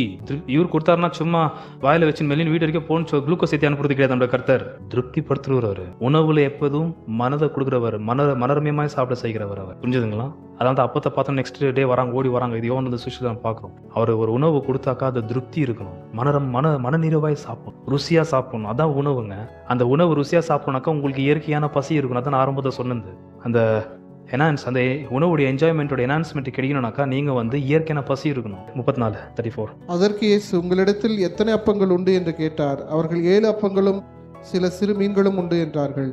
அப்பொழுது அவர் ஜனங்களை தரையில் பந்திருக்க கட்டளையிட்டு அந்த 7 அப்பங்களையும் அந்த மீன்களையும் எடுத்து ஸ்தோத்திரம் பண்ணி பிட்டு தம்முடைய சீசர்களுக்கு கொடுத்தார். சீசர்கள் ஜனங்களுக்கு பரிமாறினார்கள். எல்லாரும் சாப்பிட்டு திருப்தி அடைந்தார்கள். எல்லாரும் சாப்பிட்டு என்ன திருப்தி அடைந்தார்கள். அப்ப புரியுதா? நீதியின் மீது பசிதாகம் உள்ளவன் பாக்கியவான். அந்த நீதி நிமித்தமாக கர்த்தர்கிட்ட கேட்கிறவன், அந்த நீதியை கொண்டு கர்த்தர் என்ன செய்கிறார்? அந்த ஆத்மாவை திருப்தி செய்கிறார். கொர்டோஸ். இந்த சப்ஜெக்ட் நீங்க மைண்ட்ல வச்சுக்கணும். இது இயற்கையாக கர்த்தர் பசியை தீர்த்து திருப்தி ஆக்கணும் சம்பவம். இப்போ கர்த்தர் நீதியை எப்படி கொடுத்து திருப்தி ஆக்குகிறார் ஏனென்றால், முதலாவது தேவராஜ்யத்தின் நீதியும் தேடுங்கள். தேவராஜ்யத்தில் இருக்கிற நீதியை தேடுற பசிதாகம் உள்ள எந்த விசுவாசிக்கும் கர்த்தர் நீதியை கொடுக்கிறார். எப்படி தரார் தெரியுமா? இதே ஒரு டிராமாவை மைண்டில் வைத்துக் கொள்ள வேண்டும். கர்த்தர் அப்பத்தை எடுத்து பிட்டது. இதே மாதிரி ஒரு சம்பவம் செஞ்சார் இல்லையா? அவருடைய கடைசி போஜனத்தில் 26ஆம் அதிகாரம் 26 கவனிங்கள். அவர்கள் போஜனம் பண்ணுகையில் இயேசு அப்பத்தை எடுத்து ஆசீர்வதித்து அதை பிட்டு சீசர்களுக்கு கொடுத்து, நீங்கள் வாங்கி புசியுங்கள், இது என்னுடைய சரீரமாய் இருக்கிறது என்றார். நிறுத்துங்கள். கர்த்தர் அந்த போஜனம் பண்ண நேரத்தில் அப்பத்தை எடுத்து பிட்டு சீசர்கள் சொன்ன வார்த்தை, இதை வாங்கி புசியுங்கள், இது என்னுடைய சரீரமாக இருக்கிறது. அப்போ ஆத்மா திருப்தியானக்கா கர்த்தருடைய நீதி நம்மளுக்கு உண்டாகி நீதியின் கிரியை நடப்பிக்கத்தக்கதாக நீதியுடைய நிறைவு நமக்கு உண்டாகி திருப்தியாக வேண்டும் என்றால் என்ன தேவை என்பது கொஞ்சம் கவனித்து பாருங்கள். கர்த்தர் எதை தருகிறார்? கர்த்தர் கொடுத்திருந்த அப்பத்தை. அதான் தான் நேச்சுரல் பசியை பற்றி அவ்வளோ பேசியிருந்தேன். ஏன் நேச்சுரல் ஃபிசிக்கல் ஹங்க்ரி, இயற்கைக்கு அடுத்த சரீரத்துக்கு அடுத்த பசியை முன்வை தான் கர்த்தர் ஆவிக்குரிய பசி எப்படி தீர்க்கிறார் என்பது இந்த இடத்துல சொல்லப்பட்டிருக்கிறது. கர்த்தர் பிட்டு கொடுத்தது அப்பத்தை, இதை வாங்கிய புசியுங்கள், இது என்னுடைய. இதை பற்றி ஒன்று டீட்டெயில்ஸ் உங்களுக்கு என்னன்னாக்கா 11ஆம் அதிகாரம் 1 கொரிந்தியர் பவுல் டீட்டெயில்டாக பேசியிருப்பார். கர்த்தர் காட்டி கொடுக்கப்பட்ட ராத்திரியிலே அப்பத்தை எடுத்து ஸ்தோத்திரம் பண்ணி அதை பிட்டு, நீங்கள் வாங்கி புசியுங்கள், இது உங்களுக்காக வாங்கி புசியுங்கள், கொடுத்தது அப்பத்தை உங்களுக்காக பிற்கப்படுகிற என்னுடைய சரீரமாக இருக்கிறது, என்னை நினைவு கூறும்படியாக. அங்கே ரொம்ப டீட்டெயில்டாக நான் போயிருக்கலாம், ஆனால் அங்கே போக மைண்டில் எனக்கு என்ன அந்த அளவுக்கு மத்தேயு தான். ஸோ கர்த்தருடைய சரீரத்தை நினைவுபடுத்தி கொள்வதற்காக அந்த அப்பத்தை புசிக்க வேண்டியதாக இருக்கிறது. கர்த்தருடைய சரீரத்தை எப்போ நினைவுபடுத்திக் கொள்ளணும்? காட்டி கொடுக்கப்பட்ட அன்று ராத்திரியில். அவருடைய பிறப்பிலிருந்து நீங்கள் ஞாபகப்படுத்திக் கொள்வது நல்ல விஷயம் தான். ஆனால் குறிப்பாக திருசபை ஆண்டவராகிய இயேசு கிறிஸ்துடைய சரீரத்தை நினைவுபடுத்திக் கொள்ள வேண்டியது the night in which he was betrayed. அவர் காட்டி கொடுக்கப்பட்ட அன்று ராத்திரியிலிருந்து தான் அவரை நினைவுபடுத்திக் கொள்ள வேண்டும். ஆல்ரைட், ஸோ ஓகே, இப்போ கொஞ்சம் வாசிங்க. 26. அவர்கள் போஜனம் பண்ணுகையில் இயேசு அப்பத்தை எடுத்து ஆசீர்வதித்து அதை பிட்டு சீசர்களுக்கு கொடுத்து, நீங்கள் வாங்கி புசியுங்கள், இது என்னுடைய சரீரமாய் இருக்கிறது என்றார். அப்போ கர்த்தர் பசிதாகம் உள்ளவனுக்கு எதை கொடுத்து பசிதாகத்தை தீர்க்கிறார்? நீதியின் மீது பசிதாகம் உள்ளவனுக்கு கர்த்தர் நீதியை கொடுக்கிறாரு. எப்படி கொடுக்கிறாரு? எக்ஸாக்ட்லி. அவர் கை தட்டலாமா? கர்த்தராகிய இயேசுநாதர் பசிதாகம் உள்ள ஒரு ஆத்மாவுக்கு தேவ ராஜ்யத்திலே கர்த்தர் நீதியை தேடுகிறவர்களுக்கு கிறிஸ்து தருவது தம்மை. ஏன்? கிறிஸ்து ரொம்ப தெளிவாய் சொன்னார். யாருக்கிட்ட? 9ஆம் அதிகாரம் ஏற்கனவே வாசிச்சோம். பரிசேயர்கிட்ட என்ன வார்த்தை? நான் நீதிமான்களை அல்ல பாவிகளையே ரட்சிக்க வந்தனா தேட வந்தனா. அந்த வார்த்தைக்கு என்ன அர்த்தம் தெரியுமா? ஓகே, 9ஆம் அதிகாரம் 9:13 9:13. பலியை அல்ல இரக்கத்தையே விரும்புகிறேன் என்பதின் கருத்து என்னதென்று போய் கற்றுக்கொள்ளுங்கள். நீதிமான்களை அல்ல பாவிகளை மனம் திரும்புகிறதற்கு அழைக்க வந்தேன். நீதிமான்களை அல்ல. எதற்காக கர்த்தர் நீதிமான்களை கூப்பிட வரல? நீதிமான்களை அல்ல. நீதியை பற்றின சப்ஜெக்ட் ஒடுங்கிது. நீதிமான்களை அல்ல நான் தேட வந்து மனம் திரும்புவதற்குள்ள அழைப்பதற்கு நான் அழைக்க வந்தது பாவிகளை. ஏன்? பூமியில ஒருவனும் நீதிமான் இல்லை கூப்பிடத்தக்கதாக. இருக்கிறது எல்லாமே யாரு? அப்ப நீதிமான் யாரு பூமியில? ஒரே ஒருத்தர், ரட்சகர் இயேசு கிறிஸ்து. அப்ப உங்களுக்கு நீதி வேணும்னாக்கா யார் நீதி வேணும்? இயேசுநாதருடைய நீதி. அந்த இயேசுநாதருடைய நீதியை பிதாவாகிய தேவன் இலவசமா உங்களுக்கு எனக்கு தருகிறார், சுவிசேஷம் என்பதான மகிமையின் சத்தியத்தில். ஆகையால் பசிதாகம் உள்ள ஒரு ஆத்மாவுக்கு தேவனுடைய ராஜ்யத்தில், பிதாவுடைய ராஜ்யத்தில், பிதாவிடத்தில் கேட்கிற யாவருக்கும் பிதாவாகிய தேவன் தருகிறது யாரை? டேக் இட், எடுத்துக்கொள். யாரை? கிறிஸ்துவை, நீதியாகிய கிறிஸ்துவை எடுத்துக்கொள். யார் தருமா கிறிஸ்து நமக்கு? 1 Corinthians chapter 1 verse 30. அந்தபடி நீங்கள் அவராலே கிறிஸ்து இயேசுவுக்கு உட்பட்டிருக்கிறீர்கள். எழுதியிருக்கிறபடி மேன்மை பாராட்டுகிறவன் கர்த்தரை குறித்தே மேன்மை பாராட்டத்தக்கதாக அவரே தேவனால் நமக்கு ஞானமும். நல்லா புரிஞ்சுக்கணும், ரட்சகராகிய இயேசு கிறிஸ்து தான் தேவனால் நமக்கு முதலாவது என்ன? ஞானமும் நீதியும் பரிசுத்தமும் மீட்புமானார். யார் நம்முடைய நீதி? ஆண்டவராகிய இயேசு கிறிஸ்து. Is our righteousness. நீதியின் மீது பசிதாகம் உள்ளவன், இன்னும் ஷார்ட்டா சொல்லனாக்கா, இயேசுவை பார்க்கிறவன் நான் உம்மை போல் ஆக வேண்டும். நீ எப்படி நீதியின் கிரியைகளை நடப்பித்து பாவத்தை மேற்கொள்கிறீரோ, ஆண்டவரே உம்மை போல நான் ஆக வேண்டும். கிறிஸ்து சொல்ற வார்த்தை, டேக் இட், எடுத்துக்கொள். எப்படி? Prayer, seek. எடுத்துக்கொள்ளணும் என்பதற்காக அடையாளம் தான் கர்த்தர் கொடுத்தது என்ன? அப்பத்தையும் திராட்சரசத்தையும். டேக் மை ஹோல் பீயிங், என்னுடைய ஒட்டுமொத்த மனுஷத்துவத்தை எடுத்துக்கொள், தெய்வத்துவத்தை அல்ல. No vacancy in the blessed Trinity, but you can become son of man. மனுஷகுமாரனாகிய நீதியின் கிறிஸ்துவ போல் உங்களாலும் என்னாலும் ஆகலாம். தேவகுமாரனாக ஆக முடியாது, கிறிஸ்து இருக்கிறது போல். Got it. அந்த வார்த்தை முடியல நினைக்கிறேன், ரைட்? 26ஆம் அதிகாரம் 26 கடைசி வாட்டியும் ஜீவ வார்த்தையை நம்ம செவியில போனோம். நம்முடைய ஆத்மா சுத்தம் பண்ணுகிறது கர்த்தர் வார்த்தை. சத்தமா ஆசிரியர் 26 30 வரைக்கும். அவர்கள் போஜனம் பண்ணுகையில் இயேசு அப்பத்தை எடுத்து ஆசீர்வதித்து அதை பிட்டு சீசர்களுக்கு கொடுத்து, நீங்கள் வாங்கி புசியுங்கள், இது என்னுடைய சரீரமாய் இருக்கிறது என்றார். பின்பு பாத்திரத்தையும் எடுத்து ஸ்தோத்திரம் பண்ணி அவர்களுக்கு கொடுத்து, நீங்கள் எல்லாரும் இதிலே பானம் பண்ணுங்கள், இது பாவம் மன்னிப்பு உண்டாகும்படி அநேகருக்காக சிந்தப்படுகிற புது உடன்படிக்கைக்குரிய என்னுடைய ரத்தமாய் இருக்கிறது. புது உடன்படிக்கை என்னுடைய ரத்தமாய் இருக்கிறது. சொல்ற ரத்தத்தையும் அவருடைய சரீரத்தையும் ஒட்டுமொத்த கர்த்தருடைய பாவ நிவாரண பலியின் சொரூபியாகிய மனுஷகுமாரனாகிய இயேசுநாதரை டேக் இட், எடுத்துக்கோ. அப்ப உங்களுக்கும் எனக்கும் அனுதினமும் யார் தேவை? என்ன தேவை? ஞானம் தேவை, மீட்பு தேவை, நீதி தேவை, பரிசுத்தம் தேவை, பெலன் தேவை. எல்லாமே யார் நம்மளுக்கு? ஆண்டவராகிய இயேசு கிறிஸ்து. என்ன அல்லாமல் உங்களால் ஒன்றும் செய்ய முடியாது. கிறிஸ்து சொன்ன ஞாபகம் இருக்குதா? கிறிஸ்து தான் நமக்கு எல்லாமே. அப்போ நீங்கள் நானும் தாகத்தோட ஏக்கத்தோட எதிர்பார்க்க வேண்டியது யாரு? கிறிஸ்துவை. பிதாவிட்ட என்ன சொல்லணும்? கிறிஸ்துவை கொண்டு எனக்கு உணவு, கிறிஸ்துவ எனக்கு உணவாய் தாரும், என்னுடைய பசியை தீர்த்தருளும் ஆண்டவரே. ஆவியானவர் எனக்கு தண்ணீர் போல கொடுத்து என் தாகத்தை தீர்த்தருளும். கிறிஸ்துவினுடைய ஜீவாப்பம், பரிசுத்தமுள்ள ஆவியானவருடைய ஜீவ தண்ணீராக இருக்கிறார். Feed me on Jesus and the Holy Spirit. Feed me Father. என்னை கிறிஸ்துவை உணவா கொடுத்து என் பசியை தீர்த்தருளும். அவர் தான் அப்படி நீதி. இப்போ புரியுதா? நீதியின் மீது பசிதாகம் உள்ளவன். டீட்டெயில் யாருன்னா பேசுறாங்க பார்த்தா நான் கேட்குற டீட்டெயில் யாரும் போக மாட்டேன்றாங்க. போனால் அங்கேருந்து வேற என்ன ஜம்ப் ஆயிடுறாங்க. இப்போ நம்ம உதாரணத்துக்கு வந்து பாருங்க 1 கொரிந்தியர். அது இப்போ உங்களுக்கு புரியுறதுக்காக தான் வந்தேன். எனக்கு மத்தேயு தான் முக்கியம். மத்தேயு பசின்னு சொன்னார்னாக்கா எங்கெல்லாம் பசியை பற்றி பேசியிருக்கிறாரு. ஆகியால் தன் பசியை பற்றி பேசப்பட்ட விஷயங்களை உங்களுக்கு எடுத்து காண்பு. மத்தேயு பசியை பற்றி அப்படி பேசும்பொழுது கர்த்தர் பசி என்பதான ஒரு ஈவை மனுகுலத்திற்கு கொடுத்து அதை பிழை போட்டுறது போல என்ன சொல்ல வர்றாரு? நான் என் குமாரனை உங்களுக்கு நித்தியமாய் கொடுத்து ஒரு காலம் நீங்கள் பசி அடையாதபடிக்கு, ஒரு காலம் நீங்கள் தாகம் அடையாதபடிக்கு என் குமாரனை உங்களுக்கு நான் உணவா தருகிறேன் என்று இந்த பசி தாகத்தை ஏதேன் தோட்டத்தை உருவாக்கி கொடுத்தார். அது நிழல், கிறிஸ்து பொருள். 1 கொரிந்தியர் 6 கர்த்தர் சொன்ன வார்த்தை, போஜனத்தை புசிக்கிற வைத்தியும் கர்த்தர் உயிர் தெழுந்த நாளில் 2 ஒண்ணுமில்லாமல் ஆக்குவார். ஆனால் சரீரம் வேசித்தனத்திற்காக அல்ல, சரீரம் கர்த்தருக்காக. எங்க உயிர் தெழுந்த நிலையில் இதான் பழையப்பட ஒன்றும் இப்போ நிருபம் உங்களுக்கு போன ரொம்ப சுலபமாக புரிஞ்சிடும். ஆனால் மத்தேயுடைய பார்வை போயிடும். எனக்கு மத்தேயு என்ன பார்வையில் பார்க்குறான்றதும் மேன். நீங்கள் உங்களுக்கு இன்னைக்கு கிறிஸ்து தேவை. நைட்டுக்கு யார் தேவை? கிறிஸ்து. நாளைக்கு காலையில் கிறிஸ்து. எதுக்கு? ஞானத்திற்கு, பரிசுத்தத்திற்கு, பலனுக்கு, நீதிக்கு, எல்லா நீதியின் கிரியைகளுக்கு யார் தேவை? கிறிஸ்து. நீங்கள் யாருன்னா வேறு விரோதிகளை சந்திக்க போனால், உங்களை மேற்கொண்டு யாராவது வந்தால் உங்களுக்கு தேவையானது என்ன? உங்களுடைய பலன் அல்ல, கிறிஸ்து. நீங்களே நோட்டு போறீங்களான்னு கேட்கிறார் ஆண்டவர் இயேசு கிறிஸ்து. அப்போஸ்தலர்களை பார்த்து சொல்ற வார்த்தை 6 யோவான் சுவிசேஷத்துல பேதுரு சொன்ன வார்த்தை, எங்கே போவோம் ஆண்டவரே? ஜீவ வார்த்தை உம்மிடத்தில் இருக்கிறது. நீர்தான் எங்களுடைய ஜீவன், நீர்தான் எங்களுடைய வாழ்வு. இயேசு என் பரிகாரி, இயேசு என் பரிகாரி, என் ஜீவிய நாட்களெல்லாம் இன்பராஜா என் பரிகாரி. என் ஜீவிய நாட்களெல்லாம் இன்பராஜா என் பரிகாரி. வார்த்தைகள் எந்தன் மருந்து, காயங்கள் எந்தன் ஔஷதம். வார்த்தைகள் எந்தன் மருந்து, காயங்கள் எந்தன் ஔஷதம். இயேசு ரத்தம் பீசின் தைலமே என்னை நித்தம் சுகமாக்குமே. இயேசு ரத்தம் பீசின் தைலமே எம்மை நித்தம் சுகமாக்குமே. இயேசு என் பரிகாரி, இன்பரேசு என் பரிகாரி. என் ஜீவிய நாட்களெல்லாம் இன்பராஜா என் பரிகாரி.